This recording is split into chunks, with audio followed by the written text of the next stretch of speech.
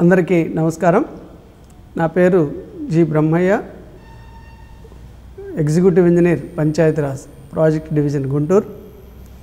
ఈరోజు మనం రైతు భరోసా కేంద్రాలు నిర్మాణం, execution methodology, detailing of the structural elements ఈరోజు ఒకసారి డిస్కస్ చేసుకుందాం.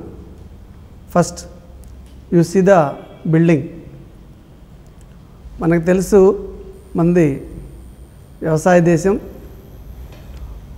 ఈ దేశంలో రైతులకి ఒక గ్రామ స్థాయిలో సౌకర్యాలు కల్పించడానికి ప్రభుత్వం ఈ బిల్డింగ్స్ నిర్మాణము అదేవిధంగా మనం ఏర్పాట్లు చేసింది. దీంట్లో భాగంగా మనం ఇప్పుడు రైతు భరోసా కేంద్రాలు నిర్మాణం ఏ విధంగా చేయాలనేది ఒకసారి డిస్కస్ చేసుకుందాం. ఇప్పుడు మనం ఒకసారి ప్లాన్, మనం ఎప్పుడైనా కానీ ఒక బిల్డింగ్ని కన్స్ట్రక్షన్ చేసే ముందు డెఫినెట్గా సైట్ మెజర్మెంట్స్ పక్కాగా తీసుకోవాలి. దాంట్లో కూడా నైరుతి మూలని బేస్ లైన్ తీసుకొని క్రాస్లు ఏమైనా ఉంటే కట్ చేసుకొని పక్కాగా స్క్వేర్ ఆర్ రెక్టాంగులర్ ప్లాట్ని మనం ముందు తయారు చేసుకోవాలి. దాంట్లో ఇప్పుడు మన బిల్డింగ్లో చూపించినట్టు 3 feet 3 inches సెట్ బ్యాక్స్ చూపించారు as per plan. Of course ఈ ప్లాను యాజ్ టీజ్గా ఎంతే మెజర్మెంట్ అనేది అక్కడ సైట్ అవైలబుల్గా లేకపోవచ్చు. ఉన్నట్టయితే సపోజ్ మన మినిమం సైట్ రిక్వైర్మెంట్ మన ప్లాన్ ప్రకారం 54 feet width, 50 feet depth, 3 feet 3 inches offsets both sides, side left side back side పెట్టుకొని, రైట్ సైడ్న 18 feet 6 inches ఆఫ్ సెట్ పెట్టుకొని, front side 12 feet offset పెట్టుకొని ఈ ప్లాన్ అనేది ఇక్కడ సైట్లో అకామిడేట్ చేసాం. ఒకవేళ మనం ఈ రైట్ సైడ్ ఉన్నటువంటి 18 feet 6 inches సైట్ దొరకనప్పుడు, అంటే 54 feet సైట్ దొరకనప్పుడు ఏం చేయాలంటే ఈ టాయిలెట్స్ బ్లాక్, ఈ ఎల్ షేప్లో ఉన్నటువంటి టాయిలెట్ బ్లాక్ని వెర్టికల్గా పెట్టుకొని అక్కడ స్పేస్ తగ్గించుకొని మనము అడ్జస్ట్ అవ్వాల్సి ఉంటుంది. ఇది మనకున్నటువంటి మెజర్మెంట్స్, అవుటర్ మెజర్మెంట్స్ని మన సైట్లో ఏ విధంగా అకామిడేట్ చేసుకుంటాము అనేది ఇప్పుడు ఈ స్లైడ్లో వచ్చింది. నెక్స్ట్ ఇంకొకటి కూడా, ఫంక్షనల్ డ్రాయింగ్స్ ఆర్ ప్లాన్లో ఏ రూము ఏ పర్పస్కి ఉంది, దాని మెజర్మెంట్స్ ఏమిటి అనేది మనం పక్కాగా స్టడీ చేసుకొని పెట్టుకోవాలి. ఎందుకంటే మనం ఆ రూమ్ని మనం స్టడీ చేసినప్పుడు ఏంటంటే మనము రిజిస్టర్ అవుతాం. ఆ సెంట్రల్ లైన్ మెజర్మెంట్స్ కూడా ఎగ్జిక్యూషన్లో మిస్టేక్ జరగకుండా ఉండడానికి ఒక ముందుగానే అవగాహన ఉంటుంది. నెక్స్ట్ ఇమ్మీడియట్గా మనం ఎగ్జిక్యూషన్లోకి దిగే ముందు ఫస్ట్ కావాల్సింది ఏంటంటే central line marking. Central line marking అంటే central line of the walls, not the columns. ఎందుకంటే కాలమ్ సైజు 230 by 380, కానీ మనం వాల్ థిక్నెస్ 230 mm ఉంటుంది, 9 inches. సో ఆ 230 mmని సెంటర్ చేసుకొని మనం centre line, centre to centre measurements అనేది ఫిక్స్ అవుతాము.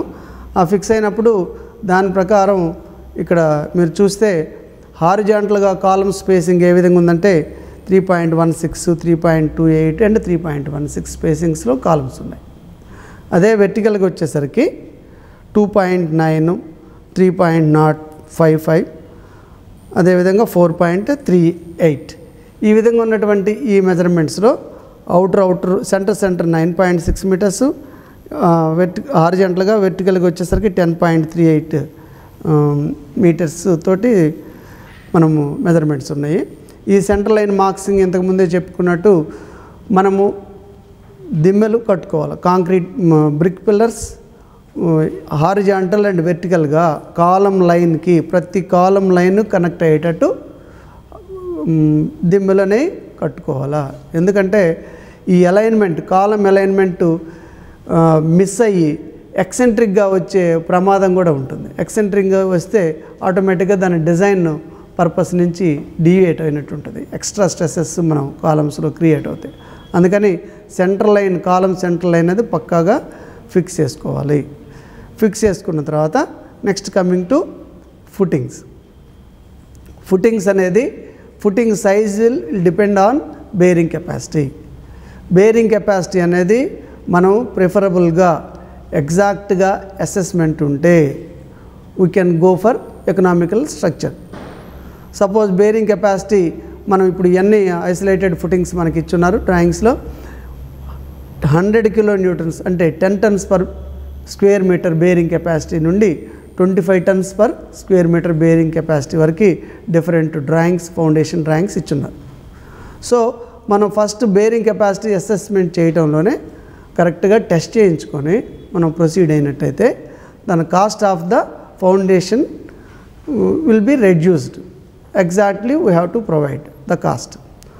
సో ఈ ఫుటింగ్ సైజెస్ అకామిడేట్ చేయటంలో కూడా కొంత జాగ్రత్త తీసుకోవాలి. యాక్చువల్గా ఈ డ్రాయింగ్స్లో మనకి ఇవ్వలేదు.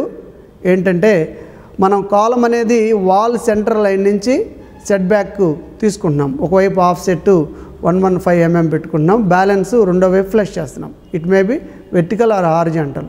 కాలం 9 నుంచి బ్యాక్ అప్ కానీ డౌన్ కానీ అది ఫ్లష్ అవుతుంది కాలం. అయితే ఫుటింగ్ మాత్రం ఈ కాలం సెంటర్ లైన్ మనం కాలం అనేది చూసుకొని కాలం సెంటర్ ఫుటింగ్ సెంటర్ ఒకటే ఉండాలి. అదర్వైజ్ ఎక్సెంట్రిక్గా ప్రెషర్ మనం యూనిఫామ్ ప్రెషర్ అనేది ఫౌండేషన్ మీద రాకుండా డిఫరెన్స్ ఆఫ్ ప్రెషర్ వస్తుంది, మ్యాక్సిమం మినిమం అట్లా వస్తుంది. దానివలన ఫుటింగ్ డిజైన్ అనేది యాజ్ పర్ క్యాలిక్యులేషన్ మనం ఎగ్జిక్యూట్ చేయనట్టు లెక్క. దానివల్ల అక్కడ స్ట్రెస్సెస్ వేరీ అవుతుంది, మనం పెట్టిన రెయిన్ఫోర్స్మెంట్ కూడా ఇన్సఫిషియెంట్ అయ్యే ప్రమాదం ఉంది. కాబట్టి కాలం సెంటర్ ఫుటింగ్ సెంటర్ అనేది ఒకటే ఉండేటట్టు మనం చేసుకోవాలి. అది ఈ విధంగా మనము ఈ ఫుటింగ్స్ని డిపెండింగ్ అపాన్ సైట్ కండిషన్ మనం ప్రొవైడ్ చేసుకోవాలి. నెక్స్ట్ ఫుటింగ్ రెయిన్ఫోర్స్మెంట్ ఏ విధంగా డీటెయిలింగ్ చేస్తాము. ఇక్కడ మనం ఒకసారి ఒక మోడల్ అన్ని ఫుటింగ్స్ రెయిన్ఫోర్స్మెంట్ ఉన్న డ్రాయింగ్స్ ఉన్న మనం ఒక మోడల్గా 100 kN/m² మోడల్ తీసుకొని డిస్కస్ చేద్దాం. ఇక్కడ మన దగ్గర ఉన్నటువంటి ఫుటింగ్స్లో 3 types ఆఫ్ ఫుటింగ్స్ మనకి ఇక్కడ ఉన్నాయి. అంటే మామూలుగా కాలమ్స్ ఏమో 2 types ఉన్నాయి, ఫుటింగ్స్ మాత్రం 3 types ఉన్నాయి. ఈ 3 typesలో డిఫరెంట్ సైజెస్ మనకి ఇక్కడ ఉన్నాయి. ఏంటంటే 1.6 meters by 1.6 meters ఒకటి ఫుట్ F1 అంటాం. F2 వచ్చేసరికి 2.05 by 2.05. అదేవిధంగా F3 వచ్చేసరికి 2.4 by 2.4. ఇక్కడ ఈ depth of footing varies with the type of footing. ఎందుకంటే మనం పెడస్టల్ ఫేస్ దగ్గర నుంచి ఆఫ్సెట్ ఆఫ్ ద రాఫ్ట్ అనేది ఎక్కువ అయ్యే కొంది ఆటోమేటిక్గా డెప్త్ ఆఫ్ ద ఫుటింగ్ కూడా పెరుగుతుంది. సో పెడస్టల్ సైజ్ ఎంత 0.45 by 0.45. సో సపోజ్ 2.4 meters ఉందనుకోండి, 2.4లో 0.4 పోతే 1.95, 1.95 by 2 ఆల్మోస్ట్ 1 meter ఆఫ్సెట్ ఉంది. ఈ 1 meter ఆఫ్సెట్ క్యాంటిలివర్ యాక్షన్ వలన అక్కడ రెయిన్ఫోర్స్మెంట్ దాన్ని తగ్గట్టుగా ప్రొవైడ్ చేస్తుంది. మనం ఈ ఫుటింగ్లో చూస్తే 12 mm 18 numbers మనం రెయిన్ఫోర్స్మెంట్ ఇక్కడ ప్రొవైడ్ చేస్తున్నాం. అదే నెక్స్ట్ ఫౌండేషన్ చూడండి 2 meters by 2 meters వచ్చేసరికి 12 mm 11 numbers సరిపోతుంది. అదే 1.6 by 1.6 meters దగ్గరకు వచ్చేసరికి 10 mm డయా 9 meters సరిపోతుంది. ఎందుకని ఆ పెడస్టల్ దగ్గర నుంచి ఆఫ్సెట్ లెంత్ తగ్గడం వలన క్యాంటిలివర్ బెండింగ్ మూమెంట్ తగ్గి, క్యాంటిలివర్ బెండింగ్ మూమెంట్ అంటే WL²/2. ఆ విధంగా స్పాన్ స్క్వేర్ ప్రపోర్షన్లో ఇంక్రీజ్ అవుతుంది. కాబట్టి ఈ ఆఫ్సెట్ తగ్గే కొంది మనకి థిక్నెస్ ఆఫ్ ద ఫుటింగ్ కూడా తగ్గుతుంది. ఈ విధంగా మనము ఈ రెయిన్ఫోర్స్మెంట్ని ఫుటింగ్ రెయిన్ఫోర్స్మెంట్ని ప్రొవైడ్ చేయాలి. అదేవిధంగా మనము కాలం రెయిన్ఫోర్స్మెంట్ కూడా చూసుకున్నట్టయితే మనకి మీరు ఇందాక చూసే మెజర్మెంట్స్ ఆల్మోస్ట్ ఈక్వల్గా మోరార్లెస్ ఈక్వల్ స్పాన్లో ఉన్నాయి. మధ్యలో 2 columns హాల్ గురించి లేవు. ఇక అందుకని చెప్పి ఇక్కడ కాలమ్స్ 2 types ఆఫ్ కాలమ్స్ ఉన్నాయి, C1 C2. రెండు కూడా సేమ్ సైజ్ ఉన్నాయి. ఫర్ కన్వీనియంట్ ఆఫ్ ఇప్పుడు మన గ్రామాల్లో చేసే మేస్తులు వాళ్ళంతా not so skilled. I mean ఈ డ్రాయింగ్స్ స్టడీ చేసి ఎగ్జిక్యూట్ చేసేంత స్కిల్ వాళ్ళకు ఉండదు. అందుకనే మనం యాజ్ ఇంజనీరింగ్ అసిస్టెంట్గా వాళ్ళని ఎడ్యుకేట్ చేసుకోవాలా, మనం ఎడ్యుకేట్ అవ్వాలి. వాళ్ళని ఎడ్యుకేట్ చేయాలంటే మినిమం మనం ప్రతి point each and every figures notes అవన్నీ కూడా మనం పక్కాగా చదువుకొని ఉన్నట్లయితేనే మనము ఆ మేస్త్రిని పక్కాగా గైడ్ చేయగలం. సో C1 C2 2 columns కూడా 230 by 380 ఉంది. C1 కాలంకి అయితే 8 నెంబర్స్ ఆఫ్ 12 డయా ఉన్నాయి. మీరు చూడండి 4 కార్నర్స్లో 4, 4 ఫేసెస్లో 4. ఈ విధంగా రెయిన్ఫోర్స్మెంట్ 4 నెంబర్స్ మనం ప్రొవైడ్ చేస్తున్నాము. అదేవిధంగా కాలం C2 కూడా 4 numbers of 16 dia, 4 numbers of 12 డయా. ఇవి కూడా 4 కార్నర్స్ 4 ఫేసెస్లో ప్రొవైడ్ చేస్తున్నాము. ఇక్కడ మీరు స్టిరప్స్ కానీ గమనిస్తే ఆల్ రౌండ్ స్టిరప్ ఒకటి, అదేవిధంగా డైమండ్ స్టిరప్ ఇచ్చున్నారు. ఈ రెయిన్ఫోర్స్మెంటు, ఈ స్టిరప్ రెయిన్ఫోర్స్మెంటు మనకు కూడా మనం ఆ విధంగా ప్రొవైడ్ చేసుకోవాలి. ఈ రెయిన్ఫోర్స్మెంటు మ్యాట్ రెయిన్ఫోర్స్మెంట్ చూసాం ఇందాక. నెక్స్ట్ అదేవిధంగా కాలం రెయిన్ఫోర్స్మెంటు ఏ విధంగా ప్రొవైడ్ చేయాలనేది మనం ఒకసారి చూద్దాం. ఈ కాలం రెయిన్ఫోర్స్మెంటు రాఫ్ట్ టాప్ నుంచి డెవలప్మెంట్ లెంత్ మనం ప్రొవైడ్ చేయాలి. అంటే డెవలప్మెంట్ లెంత్ 12 mm ఉందనుకోండి 60. ఈ డెవలప్మెంట్ లెంత్ కూడా రఫ్గా ఒక రౌండ్ ఫిగర్ తీసుకుంటున్నాం. ఎందుకంటే టెన్షన్లో ఒక డెవలప్మెంట్ లెంత్ ఉంటుంది, కంప్రెషన్లో ఒక డెవలప్మెంట్ లెంత్ ఉంటుంది. అట్లానే మిక్స్ని బట్టి కూడా డెవలప్మెంట్ లెంత్ వేరీ అవుతుంది. ఇన్ని వేరియేషన్స్ లేమ్యాన్గా తెలియదు కాబట్టి maximum 50 times the diameter of the లెంత్ని development length or overlap లెంత్గా తీసుకొని ఇక్కడ మనం రాఫ్ట్ థిక్నెస్ బాను బ్యాలెన్స్ లెంత్ ఎల్ షేప్లో మనం ప్రొవైడ్ చేయాలా. Leg it should not be less than 300 mm. ఆ విధంగా మనం ఆ రెయిన్ఫోర్స్మెంట్, కాలం రెయిన్ఫోర్స్మెంట్ ప్రొవైడ్ చేయాలి ఫుటింగ్లో. అదేవిధంగా పెడస్టల్ వచ్చేసరికి 450 by 450 సైజు పెడస్టల్ ఉంటుంది. ఆ పెడస్టల్కి కార్నర్లో 4 నెంబర్స్ మనం రెయిన్ఫోర్స్మెంట్ ప్రొవైడ్ చేస్తాము. అది వెర్టికల్గా 4 నెంబర్స్ ఆఫ్ 12 డయా. అదేవిధంగా స్టెరప్స్ 8 mm 200 mm సెంటర్ స్పేసింగ్ పెట్టి మనము ఆ స్టెరప్స్ ప్రొవైడ్ చేస్తాం. ఈ విధంగా మనము ఫుటింగు, మ్యాటు, పెడస్టల్ రెయిన్ఫోర్స్మెంటు, కాలం రెయిన్ఫోర్స్మెంటు ఫుటింగ్లో పక్కాగా యాజ్ పర్ డ్రాయింగ్ మనం ప్రొవైడ్ చేసి మనం ఆ ఫుటింగ్స్ మనం గ్రౌండ్ లెవెల్కి వస్తాం. గ్రౌండ్ లెవెల్కి వచ్చిన తర్వాత సపోజ్ నెక్స్ట్ స్టేజ్ ఏంటి, ప్లింత్ బీమ్ లేఅవుట్ కూడా central line, column central line మెజర్మెంట్స్కి అనుగుణంగానే ఏ డైరెక్షన్లో ఎంత సైజ్ ఆఫ్ మన ప్లింత్ బీమ్ ఉందనేది ఒకసారి మనం స్టడీ చేయాలి. డ్రాయింగ్ చూసినట్టయితే ప్లింత్ బీమ్లో designation PB plinth beam 101 horizontal beam, అది 230 by 380.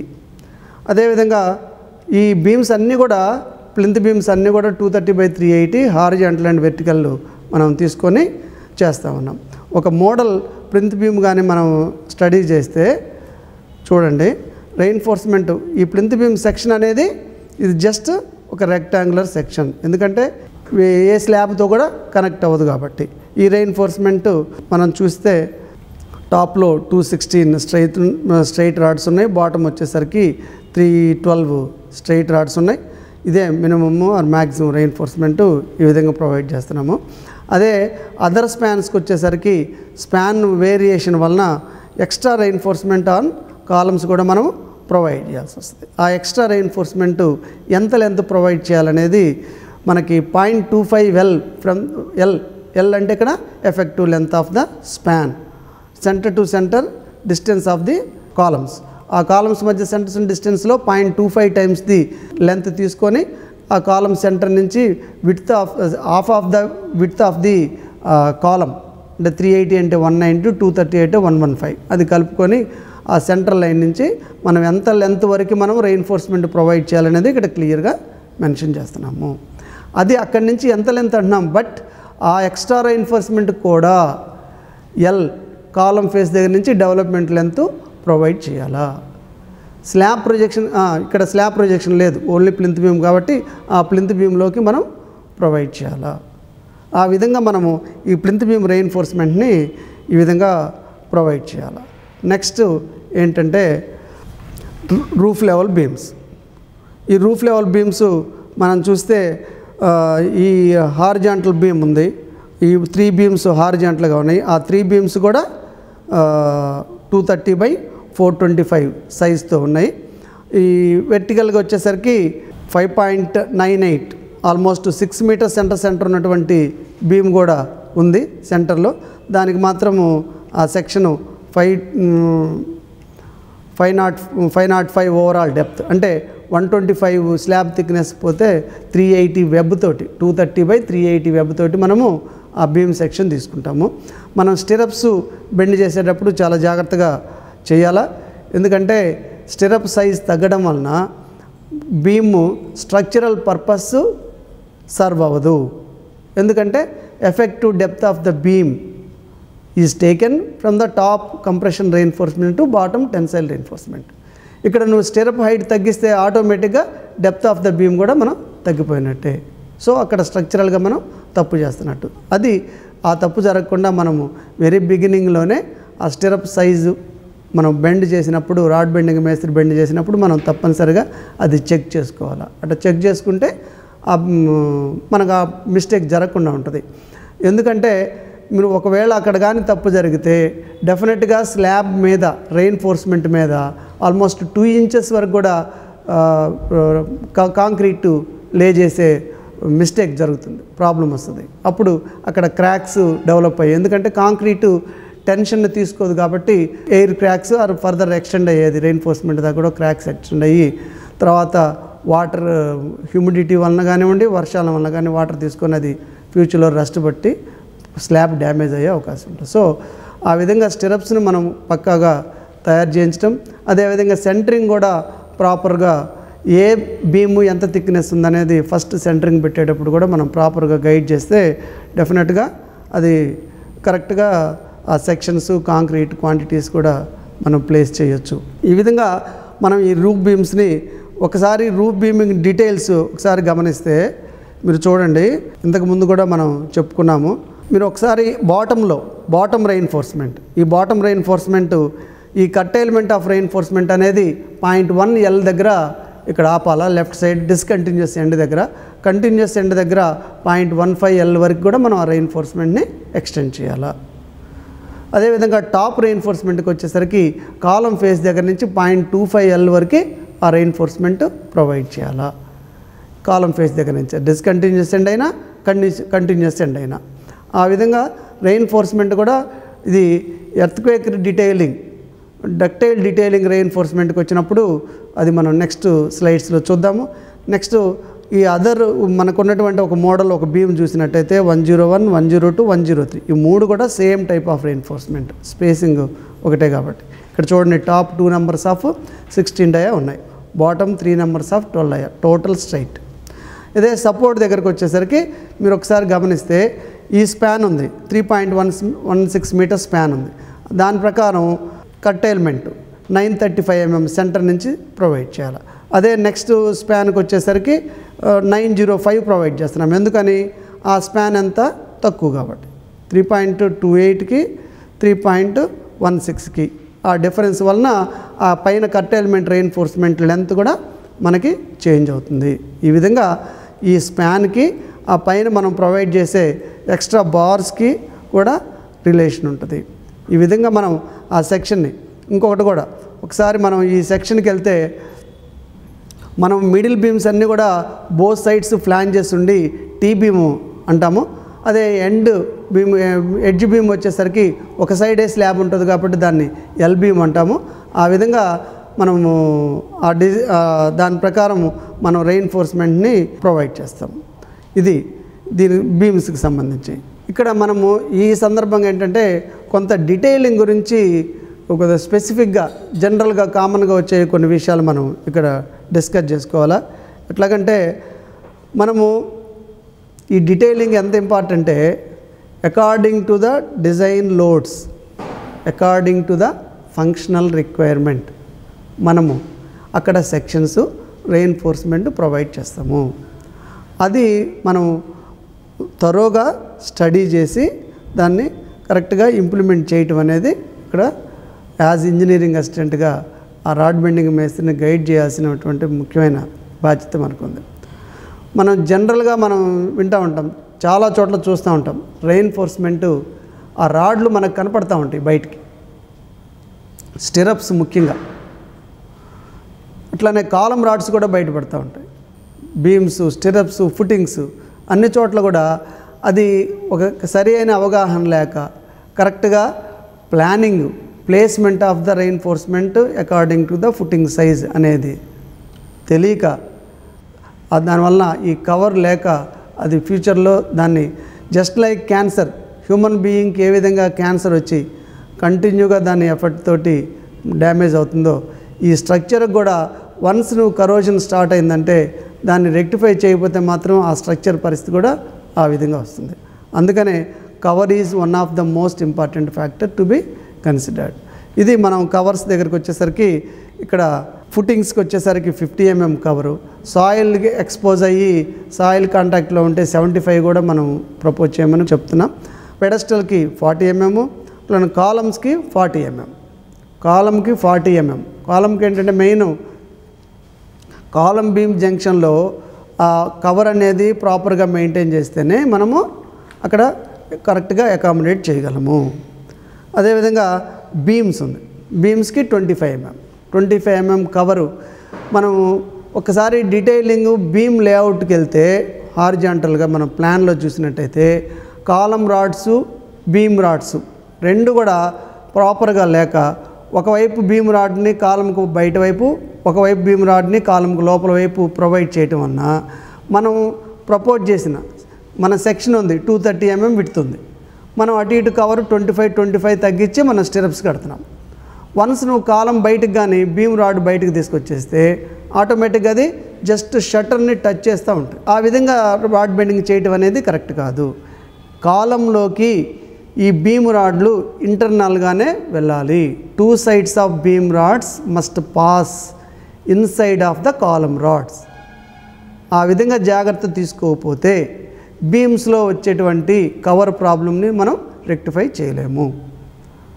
అది రాడ్ బెండింగ్ మేస్త్రులకి ఇప్పటిదాకా ట్రెడిషనల్గా చేస్తూ వచ్చిన పద్ధతి నుంచి డెఫినెట్గా మనం డైవర్ట్ చేయాలి. ఇప్పుడు దాకా ఏంటంటే ఒక ఏఈ నంబర్ ఆఫ్ బిల్డింగ్స్ ఇది చేయడం, ప్రతి పాయింట్ని అక్కడ స్ట్రెస్ చేసి కంట్రోల్ చేయడం అనేది సాధ్యమయ్యేది కాదు.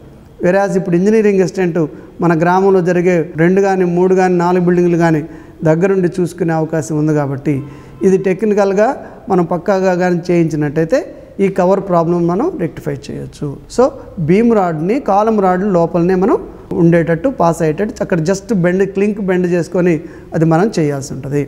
ఆ విధంగా బీమ్ రెయిన్ఫోర్స్మెంట్. అదేవిధంగా నెక్స్ట్ స్లాబ్కి వచ్చేసరికి మామూలుగా మేస్త్రులు చేసే మిస్టేక్ ఏంటంటే పాతకాలంలో అయితే ఒక కవర్ బ్లాక్స్ క్యాష్ చేసేవాళ్ళు.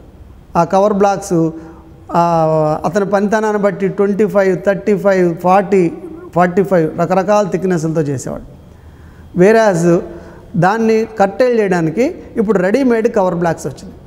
ఆ రెడీమేడ్ కవర్ బ్లాక్స్ ఒకే బ్లాక్లో 20 mm, 25 mm, 40 mm, 50 mm అన్ని రకాలుగా ఆ కవర్ బ్లాక్ని అక్కడ డిపెండింగ్ అపాన్ ద పొజిషన్, అంటే స్లాబ్కు పెడుతున్నామా, బీముకు పెడుతున్నామా, కాలంకా, ఫుటింగ్కా, దేనికి అవసరమైతే దానికి ఉపయోగపెట్టేటట్టు కవర్ బ్లాక్స్ మనకు రెడీమేడ్గా దొరుకుతున్నాయి.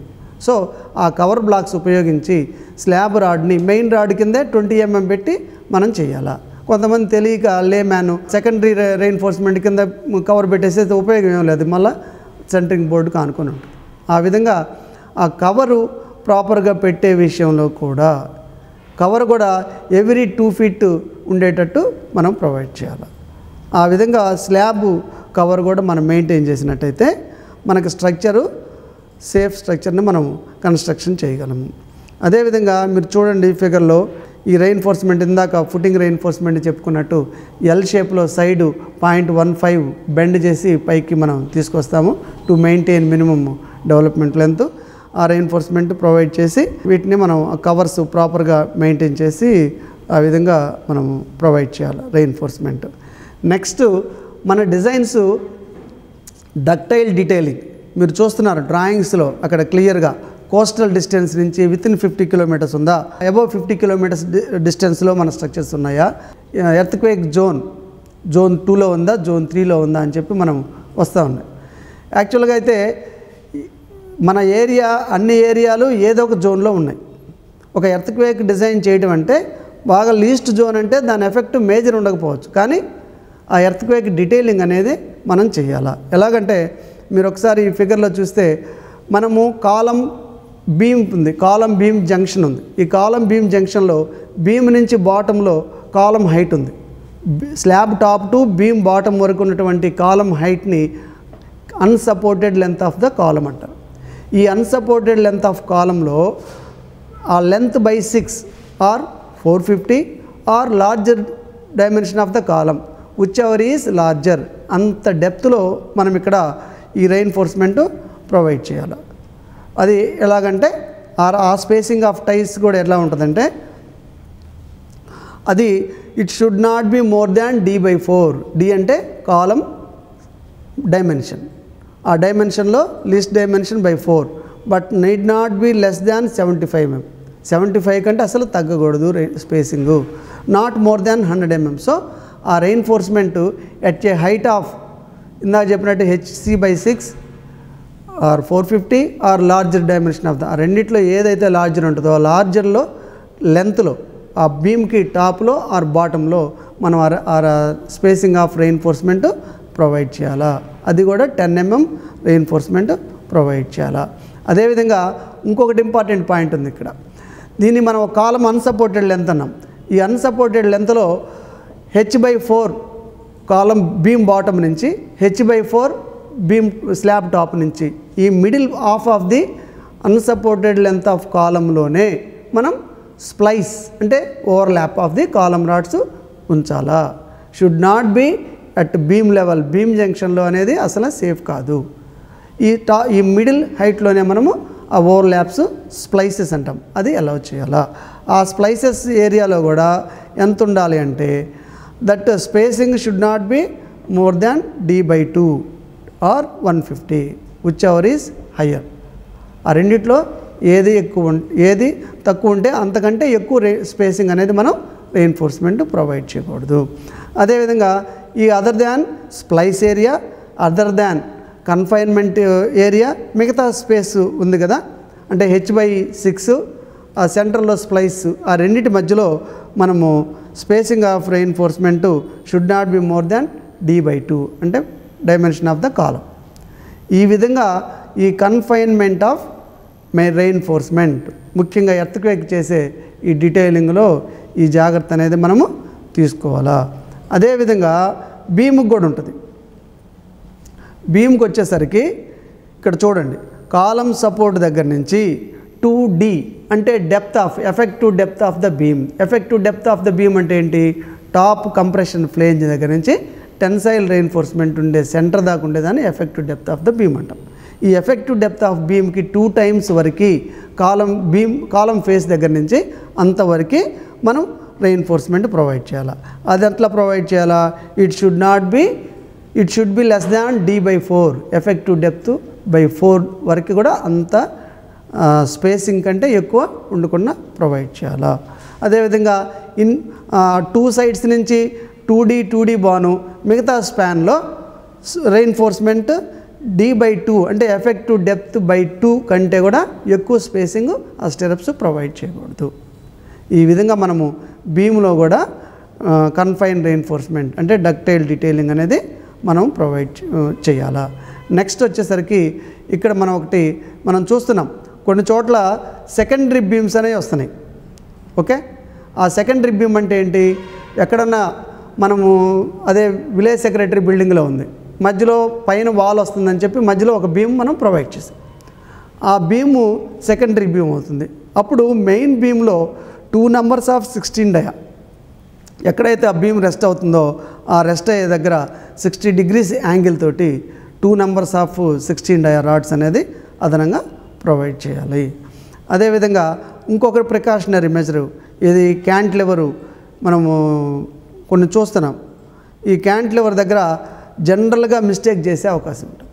ఎలాగంటే ఈ క్యాంటిలివర్ రెయిన్ఫోర్స్మెంటు మనం కాలం వాల్ కానీ బీమ్ ఫేస్ దగ్గర నుంచి డెవలప్మెంట్ లెంత్ కంటే తక్కువ ఉండకూడదు. అంత మినిమం ఆ స్లాబ్ రెయిన్ఫోర్స్మెంట్ ఎక్స్టెండ్ అవ్వాలి. కొంతమంది తెలియక ఏం చేస్తారంటే జస్ట్ బీమ్ ఎండ్ దగ్గర అవుటర్ ఎడ్జ్ అంటే క్యాంటిలివర్ వైపు కాకుండా రెండో వైపు ఉన్న ఎడ్జ్ వరకే పెట్టేసి ఆపేసేస్తుంటారు. అది తప్పు. డెవలప్మెంట్ లెంత్ మినిమం ఎక్స్టెండ్ అవ్వాలా. ఏది క్యాంటిలివర్ వైపు ఉండే ఫేస్ ఆఫ్ ద బీమ్ దగ్గర నుంచి అక్కడ దాకా ఎక్స్టెండ్ అవ్వాలా. అదేవిధంగా కట్టైల్మెంట్ ఆఫ్ ద రెయిన్ఫోర్స్మెంట్ కూడా ఉంది క్యాంటిలివర్లో. ఎందుకంటే ఇక్కడ వచ్చే రెయిన్ఫోర్స్మెంట్ టోటల్ ఎండ్ దాకా కూడా రావాల్సిన అవసరం లేదు. అది half of the length are development length which ever greater అంతవరకే టోటల్ రెయిన్ఫోర్స్మెంట్ పెట్టి ఆ తర్వాత 50% ఆఫ్ ద స్టీల్ని మనం కట్టెలు చేసి చేయొచ్చు. ఆ విధంగా మనం రెయిన్ఫోర్స్మెంట్ మనం కట్టెలు చేయొచ్చు. నెక్స్ట్ ఈ క్యాంటిలివర్ పోర్షన్లో డిఫ్లెక్షన్ కంట్రోల్ చేయడానికి బాటమ్ రెయిన్ఫోర్స్మెంట్ అనేది సపోర్ట్లోకి వెళ్ళాలి. కొంతమంది తెలియక ఏంటంటే ఎంత రాడ్ ఉంటే అంత రాడ్డు అది ఒక్కోసారి బీమ్ ఆర్ వాల్ ఎడ్జ్ దాకా ఉంటుంది, ఒక్కోసారి బయటకు ఉంటుంది. అట్లా కాకుండా మినిమం డెవలప్మెంట్ లెంత్ బై 3 ఎంత లెంత్ ఉందో అంత length face of the beam నుంచి ఎక్స్టెండ్ అవ్వాలా. అట్లా ఆ విధంగా మెయింటైన్ చేస్తూ ఈ క్యాంటిలివర్, ఎందుకంటే మనం చాలా చోట్ల చూస్తున్నాం, కొన్ని చోట్ల లేమ్యాన్ను మనం అబ్జర్వ్ చేయక వాళ్ళు ఏం చేస్తారంటే క్యాంటిలివర్ సన్షేడ్స్ ఉన్నాయి, ఆ సన్షేడ్లో రాడ్లు బాటంలో పెట్టేసేస్తాడు, తెలీదు కాంక్రీట్ అంతా పైన ఉంటుంది. సెంటరింగ్ తీసిన 4 రోజుల్లో దాని మీద ఏమాత్రం లోడ్ పడిన వెంటనే ఇరిగిపోయింది. ఎందుకంటే క్యాంటిలివర్ విషయంలో ఆ లేమ్యాన్కి అది తెలియదు. కాబట్టి మనం ఈ క్యాంటిలివర్ బీమ్స్ ఆర్ స్లాబ్స్ విషయంలో కూడా ఆ రెయిన్ఫోర్స్మెంట్ ప్రొవైడ్ చేయడంలో ఈ విధమైన జాగ్రత్త తీసుకోవాలి. ఒకవేళ స్లాబ్ మనం క్యాంటిలివర్ తీసుకుంటున్నాం, అది కౌంటర్ ఫార్ట్ బ్యాక్ ఎక్స్టెండ్ కాకపోతే స్లాబ్, ఎందుకంటే ఒక్కోసారి పోర్టికో లెవెల్లో బీమ్ వేసి బీమ్ నుంచి ఎక్స్టెండ్ చేస్తాం స్లాబ్.